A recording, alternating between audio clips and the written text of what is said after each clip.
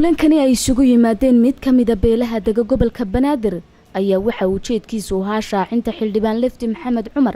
waxaana ka soo qayb galay cuqaal waxgarad iyo haweenka beeshaasi ugaas Cabdiqaadir ugaas Xuseen oo isna kulanka ka hadlay ayaa tilmaamay in ay garab taagan yihiin xildhibaanka cusub beesha Sheekh Gendirsho oo degto gobolka Banaadir iyo gobolka Shabeellaha Hoose Dr. Shariif Lutfi Maxamed Cumar waa taageerayna waan soo dhaweynaa waa nin u qalbi دكتورك وحوينا نين أقوياء هواي ومدينة هذه الحولنا إنه حلو وحشتا دينتا وحوينا نين ديني هواي دين حقيقة واقع السياحي علم ما دين واقع السياحي أشرافي وحيد دين كهم بلينا هاشمي إن أسيبتن أنا كنا وايدين لقالينا إن شاء الله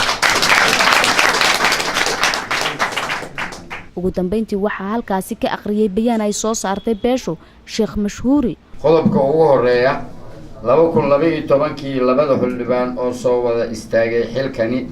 balse Professor Lutfi Shariif Maxamed Cumar wuxuu tanaasulaad u sameeyay Shariif Maxamed Xasan aydoon bilaa shuruud ah wuxuu tanaasulaad u sameeyay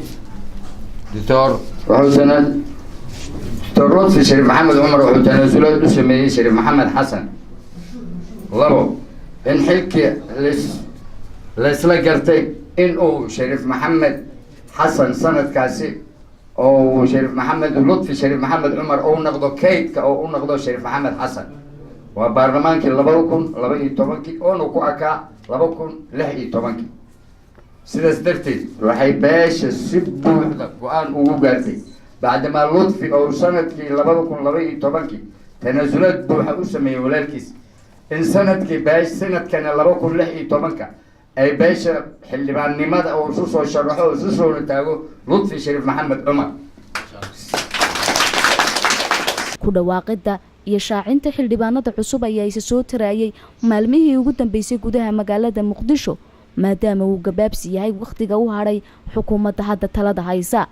ayaan Cismaan Soomaali Keebal magaalada Muqdisho